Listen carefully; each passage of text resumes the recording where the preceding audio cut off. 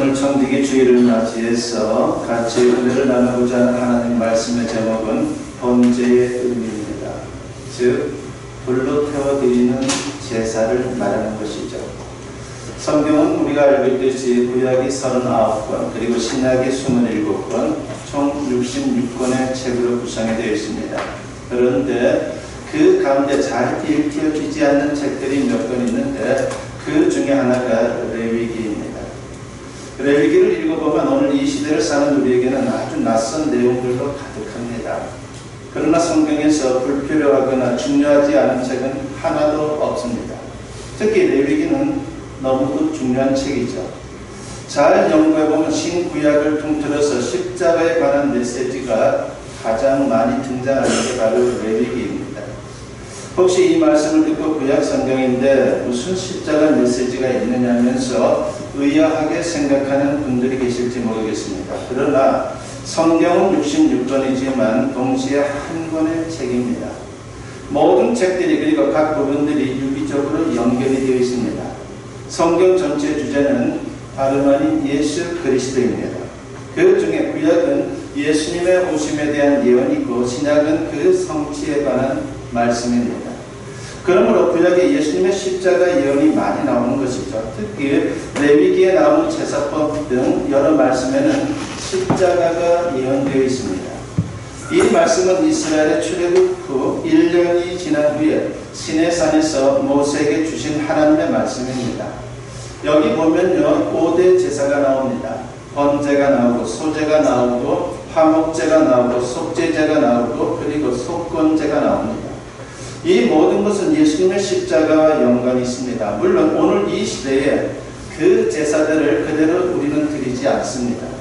그렇다면 그 제사들은 과연 우리에게 어떤 의미가 있는 것입니까? 십자가의 의미를 더 풍성히 이해할 수 있고 또 십자가 구원을 받은 그리스도인들이 구체적으로 어떻게 인생을 살아야 할지에 대해서 교훈을 하고 있는 겁니다. 5대 제사 중에 가장 기본적인 제사가 오늘 우리가 읽은 번제입니다. 번제는 양이나 소 같은 짐승의 제물을 전부 불에 태워서 드리는 제사입니다. 이스라엘이 애굽에서 종살이하다가 해방된 출애굽은 구원을 상징하는 아주 위대한 사건이죠. 출애굽 구원을 받은 이스라엘은 시내산 언약을 통해서 하나님의 선민이 됐습니다. 이제 그들은 하나님의 백성답게 살아야 합니다. 번제는 그 구체적인 삶의 모습을 상징하는 겁니다. 하나님은 이스라엘 백성들이 번제를 꼬박꼬박 드리게 함으로 그들이 어떤 삶을 살아야 하는지 체험 학습을 시키고 있는 것입니다. 오늘 우리는 어떻습니까? 번제를 직접 드리지는 않지만 번제 절차나 내용을 통해서 교훈을 얻을 수가 있는 것입니다. 십자가의 구원을 얻고 하나님의 백성된 그리스도인이 어떻게 인생을 살아야 할지 우리가 레위기를 통해서 배울 수가 있는 겁니다. 이런 점을 유념하면서 오늘 본문을 살펴보고자 합니다. 아무쪼록 오늘 말씀을 통해서 십자가를 묵상하고 그리스도인답게 살아가는 우리 모든 성도님들이 되었으면 합니다. 먼저 본문 2절 말씀에 보면 이스라엘 자손에게 말하여 이르라 너희 중에 누구든지 여호와께 예물을 드리려거든 가축 중에서 소나 양으로 예물을 드릴지니라 했습니다. 여기서 누구든지라고 하는 말은요 모든 백성이라는 의미도 있고 다른 한편으로는 하나님 앞에는 아무도 차별이 없다는 그런 의미를 갖습니다. 남녀노소 혈통 등도 어느 조건도 상관없습니다. 누구든지 구원받고 하나님의 백성이 될 수 있습니다. 그리고 일단 하나님의 백성이 된 자는 하나님께 제사를 드리는 것 같은 그런 자세로 세상을 살아야 하는 것입니다. 이어서 보면 3절에 보면 그 예물이 소의 번제이면 흠없는 수컷으로 해방문에서 여호와 앞에 기쁘게 받으시도록 드릴지니라고 했습니다. 그 제사를 하나님이 기뻐 받으시는 것처럼 우리 삶이 하나님을 기쁘시게 하도록 살아야 한다는 것입니다. 그러니까 번제를 드림같이 우리는 세상을 살아야 합니다. 그리고 사명을 감당해야 하는 것이죠. 그렇다면 번제를 드림같이 산다는 것은 구체적으로 어떤 것입니까? 첫째는 구원의 감격으로 세상을 사는 겁니다. 하나님의 백성이라면 무엇보다도 구원의 감격 속에 사는 것은 너무나도 당연한 것이죠. 이 감격이 없으면요 우리가 신앙생활을 제대로 할 수 없고 세상을 번제를 드림같이 살 수가 없는 것입니다. 구원의 은혜에 대한 감사와 감격이 사라지면요, 신앙생활은 자연스럽게 시들해집니다. 하나님은 이스라엘 백성들에게 번제를 직접 드리게 함으로 구원의 은혜가 얼마나 큰지를 체험토록 하신 것입니다. 본문 4절 말씀에 보면 그는 번제물의 머리에 안수할지니 그를 위하여 기쁘게 받으심이 되어 그를 위하여 속죄가 될 것이라고 했습니다. 번제물은 양이나 소 같은 짐승입니다. 특별히 3절에 언급한 흠없는 수컷은 의로우신 하나님의 아들로 십자가에 못 박혀 우리 죄를 대속하신 예수님을 상징하는 겁니다. 그리고 여기서 그는 누구입니까? 제사를 드리는 자를 가리키는데, 그러니까 제사를 드리기 위해서 제물을 갖고 온 사람, 그 사람을 말하는 것이죠. 예, 그가 직접 안수를 합니다. 그러니까 요즘으로 말하면 교회 예배드리러 와서 예배드리는 여러분들이 제물에 손을 얹고 안수를 직접 하는 것입니다. 무슨 의미입니까? 제사를 드리는 자의 죄를 짐승의 제물로 전가시키는 것입니다. 그리고 흠없는 짐승 제물의 의가 제사를 드리는 사람에게 넘어가는 겁니다. 말하자면 맞교환이 이루어지는 거예요. 안수를 통해서. 이를 가리켜서 이중정가라고 이렇게 신학적으로 그 용어를 붙였습니다. 그리고 이어서 본문 5절과 6절에 보면 그는 여호와 앞에서 그 숫송아지를 잡을 것이요 아론의 자손 제사장들은 그 피를 가져다가 회막문 앞 제단 사방에 뿌릴 것이며 그는 또 그 번제물의 가죽을 벗기고 각을 띨 것이요 라고 했습니다. 제사를 드리는 사람이 안수한 후에 직접 짐승을 죽이는 거예요. 우리가 지금 이런 제사를 드리지 않는 게 얼마나 감사합니까? 예수님이 이 땅에 오시지 않았으면요, 우리도 마찬가지로 여러분들이 제사를 드리기 위해서, 예배를 드리기 위해서 교회에 와가지고 짐승을 잡아야 되는 겁니다. 죽이는 게 쉬운 일이 아니죠. 어릴 때 참으로 불로산으로 놀러 많이 다녔어요. 그러다 보면 집에서 키우는 닭을 갖고 가는 경우가 있죠. 그걸 죽여야지 먹을 수 있는데 맛있게 요리를 해서 저는 못 죽이겠더라고요. 근데 우리 형님이 잘 죽여요. 그래서 이제 꼭 어떤 일이 있어도 우리 형님을 꼭 데려가야 됩니다. 그래야지 먹을 수가 있으니까. 그러니까 그 작은 닭도 죽이는 것이 쉽지가 않은 거예요. 근데 지금 소같이 큰 놈, 숫송아지를 죽인다고 생각해 보세요. 얼마나 힘든 일이겠습니까? 그걸로 끝납니까? 제물의 가죽을 벗기고 각을 뜨는 것도 제물을 갖고 온 사람이 직접 해야 되는 거예요. 각을 뜬다는 것은요, 토막을 낸다는 뜻이죠. 그리고 피는 제사장이 제단 사방에 뿌립니다. 이 피는 제사를 드리는 사람, 즉 죄인의 죄를 대속하는 피입니다. 우리는 여기서 대속의 원리를 확인할 수가 있습니다. 모든 인간이 죄로 인해 죽을 수밖에 없는데 피 흘림으로 속죄할 수 있습니다. 제사를 드리는 사람은 자신이 기르던 짐승을 자기 손으로 죽이고 가죽을 벗기고 토막을 내면서 특별한 느낌을 가졌을 겁니다. 죄 없는 짐승이 애매하게 죽어가는 그 모습을 보면서 자신의 죄가 얼마나 심각한지, 그리고 자신의 죄를 구속해 주시는 하나님의 은혜가 얼마나 큰지를 절감했을 것입니다. 그러나 구약의 짐승 제물의 피 흘림은 예표에 불과한 것이죠. 예수님의 십자가 구속이 실체입니다. 그래서 예수님이 이 세상에 직접 오시기까지 구약의 짐승 제사가 계속 반복된 것입니다. 우리는 번제의 과정을 보면서 예수님의 십자가 대속으로 내가 구원받았다는 사실을 깊이 인식하면 감사와 감격이 넘칠 수밖에 없는 것입니다. 바울은 평생 그 감격 속에 살았고 바울의 승리 비결이 바로 여기 있었던 거예요. 나를 죄로부터 구원하기 위해서 피 흘려 죽으신 예수님을 생각하면요, 늘 감격할 수밖에 없는 거예요. 그래서 그 힘으로 주어진 사명을 잘 감당해 나갈 수가 있었던 것입니다. 1991년 완다루라고 하는 에티오피아 남자가 세상을 떠났습니다. 평범한 사람이에요. 그런데 그 사람의 죽음은 많은 사람들에게, 신앙인들에게 참으로 도전이 되는 그러한 모습이었죠. 선교사들이 그의 마을에 왔을 때 그의 나이는 20세였습니다. 선교사들은 성경을 들고 사탄이 아니라 하나님을 섬겨야 한다라고 그렇게 소리쳐 외쳤습니다. 얼마 후에 완다로는 사람들 앞에서 나는 사탄을 버리고 예수님을 따를 것입니다 라고 선언을 합니다. 그런데 예수님을 영접한 지 얼마 되지 않아서 그의 갓난 아들이 열병으로 죽어가게 되었습니다. 그때 동네 신령술사가 와서 마을의 신에게 제사를 드리라고 그렇게 강권을 하는 것입니다. 그러나 완다로는 거절하면서 이렇게 말했습니다. 나는 나의 갓난 아들을 사랑합니다. 그러나 다시는 마귀에게 제사를 드리지 않겠습니다 라고 그렇게 완강하게 고백을 합니다.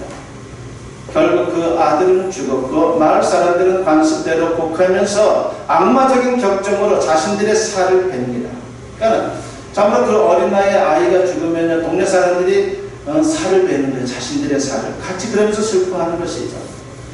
그러자 완다로가 뛰어가서 소리칩니다. 멈추십시오. 나도 나의 아이가 보고 싶습니다. 그러나 하나님은 내게 죽음에 대해 평화를 주셨습니다. 나는 내 아이가 예수님 품에 안겨서 안전하게 있다는 것을 믿습니다 라고 그렇게 외친 겁니다. 그러다가 1936년 이탈리아 군대가 그 나라를 점령했고 몇 달 안에 모든 선교사들이 추방을 당한 거예요. 그때 그곳에는 48명의 성도들이 남겨져 있었습니다. 그러면서 극심한 핍박이 시작되었습니다. 그리스도인들은 체포되고 매를 맞았습니다. 특히 도게사라고 하는 정부 관리가 완다로를 본보기로 삼아서 체포해가지고 마을 한가운데서 내지를 합니다. 이제 너는 이 종교를 버려야 한다. 그러자 완다로가 절대로 그렇지 않을 것입니다 라고 소리쳤습니다. 군중을 향해 도게사가 외칩니다. 완다로의 말을 듣지 말라. 이 자에 묶인 것을 보는가. 그의 교회도 가지 말라. 그 교회는 불태워질 것이다 라고 그렇게 사람들을 협박하는 겁니다. 완다로가 소리칩니다. 이 밧줄은 마지막 심판이 아닙니다. 이것은 사람이 나를 묶은 것에 불과합니다. 주 예수 그리스도를 믿으십시오. 그러면 당신들은 죄에서 해방될 것입니다 라고 그렇게 외쳤습니다. 도게사가 완다로를 비꼬며 말합니다. 외국인들은 모두 떠났다. 그들은 더 이상 너를 돕지 않아. 포기해 라고 그렇게 윽박 지르는 겁니다. 그러나 그런 말도 완다로의 신앙을 흔들 수는 없었어요. 나는 선교사들을 섬기는 것이 아닙니다. 나는 그들을 보내신 하나님을 섬길 뿐입니다. 그분이 나에게 힘을 주십니다. 그분의 은혜를 생각하면, 나를 죄로부터 구원하신 은혜를 생각하면 그 감격과 감동으로 나는 지금도 얼마든지 이길 수 있습니다 라고 그렇게 외쳤습니다. 그렇습니다. 주님은 완다로에게 힘을 계속해서 부어줍니다. 다음날 5명의 남자가 완다로를 묶어 3시간 동안 때렸지만 그는 굴복하지 않았습니다. 마침내 그는 대나무에 묶여 1년 동안 강독 상태로 지내야만 했습니다. 그러던 어느 날 드디어 완다로가 석방이 됩니다.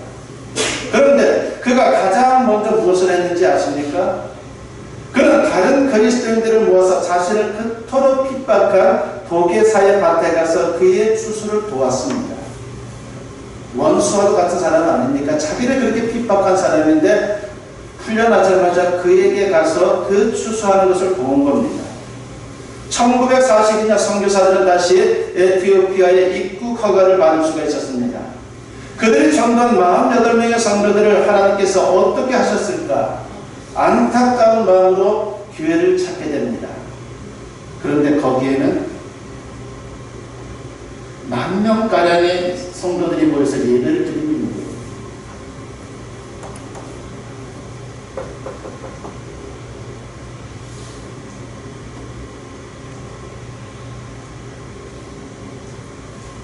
완다로가 환한 얼굴로 자신의 옛 친구를 만났습니다.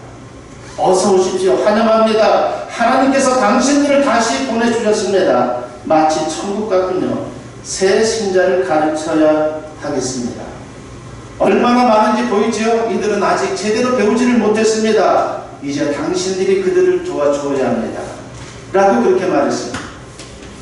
우리도 마찬가지입니다. 십자가의 은혜를 묵상함으로 늘 구원의 간격 속에 주신 사명 잘 감당하는 것 너무나도 소중한 것이죠. 그냥 우리가 교회 다니는 게 아니에요. 그냥 예수님 믿는 게 아닙니다. 엄청난 하나님의 축복으로 말미암아 우리가 죄로부터 구원받았고 소망 있는 인생을 살고 있는 거예요. 이제는 그 간격 속에서 우리에게 주신 사명을 감당하는 것은 너무나도 당연한 것이죠. 그 구원의 간격이 있을 때에 우리가 힘있게 얼마든지 어떤 상황에서도 주신 사명을 감당할 수 있는 것입니다. 주님에 대한 그 놀라운 감동을 가슴에 품고 주신 사명을 잘 감당할 수 있는 우리 모든 성도님들이 되었으면 합니다. 두 번째로 범죄를 드림같이 산다는 것은요, 예수님을 닮은 인격으로 사는 것을 말하는 겁니다. 본문 9절 말씀을 보면 그 내장과 정강이를 물로 씻을 것이요 제사장은 그 전부를 제단 위에서 불살라 번제를 드릴지니 이는 화제라 여호와께 향기로운 냄새니라고 했습니다. 제물을 물로 깨끗이 씻어냅니다. 깨끗한 제물은 예수님의 성결한 인격을 상징하는 겁니다. 깨끗이 씻은 제물은 이제 불에 태워져 향기로 올려드립니다. 이 향기는 하나님이 기뻐 받으실 만한 인격을 상징하는 겁니다. 그리고 제물은 양, 소, 염소, 비둘기 등 순한 초식 동물로 예수님의 온유한 인격을 나타내고 있는 것입니다. 예수님은 하나님의 아들로 의로운 분입니다. 거룩하고 성결한 분이십니다. 그리고 온유하고 겸손하고 사랑이 충만하신 분입니다. 바울은 예수님이 그 아름다운 모습으로 하나님께 드려졌다는 것을 에베소서 5장 2절에서 증거를 하죠. 그리스도께서 너희를 사랑하신 것 같이 너희도 사랑 가운데서 행하라. 그는 우리를 위하여 자신을 버리사 향기로운 제물과 희생 제물로 하나님께 드리셨느니라고 했습니다. 우리가 구원받은 것은 오직 십자가의 은혜를 믿음으로 된 것이에요. 그러나 믿음으로 구원받은 후에는 천국에 들어가는 그날까지 예수님을 본받아 점점 성화되어야 하는 것입니다. 그게 바로 하나님이 우리를 택하고 부르시고 구원하신 목적입니다. 세상적인 것 많이 얻으라고 그냥 그렇게 우리를 불러준 게 아니에요. 그것보다 더 존귀한 인생을 살라고 우리를 불러주신 것입니다. 로마서 8장 29절에서 사도 바울은 이런 말씀을 하시죠. 하나님이 미리 아신 자들을 또한 그 아들의 형상을 본받게 하기 위하여 미리 정하셨으니 이는 그로 많은 형제 중에서 맏아들이 되게 하려 하심이니라 했습니다. 몇 년 지난 것 같은데 히든싱어라고 하는 프로그램이 있었죠. 제가 참으로 즐겨봤던 프로그램 중에 하나였어요. 야, 얼마나 똑같은지 도저히 모르겠더라고요. 유명한 가수와 그를 흉내내는 모창 가수들이 출연을 해서 노래를 부르는 프로그램. 많은 분들이 알 겁니다. 커튼을 가려놓고 5명이 노래하고 난 후에 판정단이 투표해서 평가를 하는 것이죠. 한 번은 그날 주인공이 변진섭 씨였는데 3라운드에 보니까 5명 중에 4위를 차지했습니다. 진짜가 4위를 한 거예요. 다행히 마지막 4라운드에서 1등을 하므로 체면을 살릴 수가 있었어요. 그런데 사실 히든싱어를 보면서 5명 중에 진짜를 가리는 것은요 쉽지가 않아요. 가짜가 더 진짜 같더라고요. 그 프로를 보면서 생각해 보았습니다. 모창 가수들은 유명 가수를 닮으려고 저렇게 열심히 연습하고 노력하는데 나는 과연 예수님을 닮으려고 얼마나 노력하고 있는가 라고 하는 그런 생각이 듭니다. 그렇습니다. 우리가 예수님의 십자가 은혜로 구원받았다고 하면서 예수님을 닮지 않았다면 그것은 모순인 것이죠. 세상 사람들이 우리가 예수 믿는다라고 말하지 않아도 우리가 살아가는 모습을 보고서 예수님 교회 다니지 않습니까? 라고 그렇게 질문을 던진다면 그게 진짜 예수 믿는 사람이죠. 예수님 때문에 구원받은 나. 그런데 나 때문에 오히려 예수님이 수치를 당한다면요 얼마나 우스운 이야기고 얼마나 안타까운 일입니까? 아무쪼록 기도와 말씀 가운데 늘 예수님을 닮아가므로 나 때문에 예수님이 기뻐하시고 하나님의 영광을 받을 수 있는 그런 인생을 살아갈 수 있는 우리 모든 성도님들이 되었으면 합니다. 세 번째로 범죄를 드림같이 산다는 것은요 온전한 헌신으로 살아야 한다는 것입니다.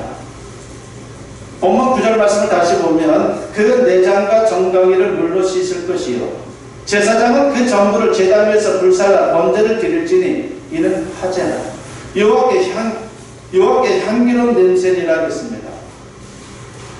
여기 보면 전부라고 하는 말이 중요합니다. 번제의 특징은 오물만 씻어내고 전부를 드리는 거예요. 무슨 뜻입니까? 죄만 빼고 우리의 모든 삶을 하나님께 드려야 한다는 겁니다. 그러므로 온전한 헌신이 중요한 것이죠. 모든 삶을 하나님이 기뻐하실 만한 모습으로 드려야 합니다. 고린도전서 6장 19절과 20절에 보면 너희 몸은 너희가 하나님께로부터 받은 바 너희 가운데 계신 성령의 전인 줄을 알지 못하느냐? 너희는 너희 자신의 것이 아니라 값으로 산 것이 되었으니 그런즉 너희 몸으로 하나님께 영광을 돌리라 그랬습니다. 구약에는 죽이는 제사가 있었지만 신약에는 예수님의 십자가 대속 이후에 더 이상 죽이는 제사는 필요 없습니다. 이제는 우리의 삶 자체가 제물이 된 겁니다.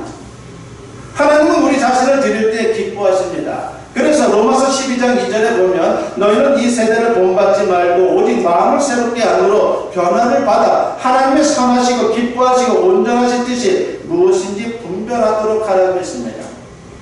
무슨 일을 하든지 세상 풍조를 따라가지 말고 오직 하나님의 선한 뜻대로 사는 삶 자체를 하나님께 드려야 한다는 겁니다. 그리고 우리 인생의 주인이 하나님이심을 인정하고 청지기로 살아야 하는 겁니다. 베드로전서 4장 10절에 보면 각각 은사를 받은 대로 하나님의 여러 가지 은혜를 맡은 선한 청지기같이 서로 봉사하라고 했습니다. 우리가 가진 것은 우리의 소유가 아니라 하나님의 소유입니다. 억만 금을 가지고 있다 할지라도 내 것이 아니에요. 하나님의 것이고 하나님이 이 땅을 사는 동안 우리에게 맡겨주신 것입니다. 그러므로 그 모든 것을 가지고 하나님의 영광을 위해 봉사하고 선용하는 것은 너무나도 당연한 것이죠. 그리고 레위기 1장 전체를 읽어보면 제물의 종류가 소, 양, 염소, 비둘기 등인데 어느 것으로 드리든 상관이 없습니다. 경제력이나 형편에 따라 자유롭게 드리면 되는 거예요. 마음이 중요한 것이죠. 우선 주님을 향한 마음, 더 드릴 것이 없어 안타까운 마음, 그 마음이 중요합니다. 예수님은 어린 시절 성전에 올라가서 비둘기를 제물로 드렸어요. 비둘기는 가장 가난한 사람이 드리는 것입니다. 예수님의 가정이 그만큼 가난했다는 것을 보여주는 것이죠. 하나님은 우리에게 최고를 요구하지 않습니다. 우리의 형편 가운데 최선을 요구하고 있다는 것입니다. 마태복음 25장 14절로부터 30절에 나오는 달란트 비유가 바로 그 메시지를 담고 있는 겁니다. 주인이 종들에게 1달란트, 2달란트 그리고 5달란트를 맡기고 먼 곳에 갔다가 오랜 후에 돌아와서 결산을 하는 장면이 거기 등장하죠. 1달란트 받았던 종이 책망을 받았는데 적어서 책망을 받은 게 아니라 최선을 다하지 않고 게을렀기 때문에 책망을 받은 겁니다. 그런데 2달란트와 5달란트를 맡았던 종들은 갑절로 남겼습니다. 세상의 논리라면 1등과 2등으로 순위를 매겼을 겁니다. 그러나 주인, 즉 하나님은 두 사람을 착하고 충성된 종이라고 똑같이 칭찬해 주었어요. 그 말은 최선을 다했다는 것이죠. 부디 저와 여러분이 모든 삶을 하나님이 기뻐하시는 산 제물로 드릴 수 있기를 바랍니다. 내 모든 것을 통해 예수님께 기쁨을 드리고 하나님의 영광을 드러낼 수 있기를 바랍니다. 그런데 번제를 드림같이 사는 삶이 단순히 우리가 노력한다라고 해서 쉽게 되는 게 아니에요. 그 원동력은 나에게 있는 것이 아닙니다. 우리는 여전히 죄인인지라 늘 넘어집니다. 실수합니다. 그렇다면 어떻게 번제를 드림같이 우리가 세상을 살 수 있습니까? 그 원동력은 다름 아닌 성령이에요. 성령께서 우리를 그렇게 이끌어 가도록 성령께 우리의 모든 것을 내어 맡겨야 하는 것입니다. 본문 7절 말씀에 보면 제사장 아론의 자손들은 제단 위에 불을 붙이고 불 위에 나무를 버려놓고라고 했습니다.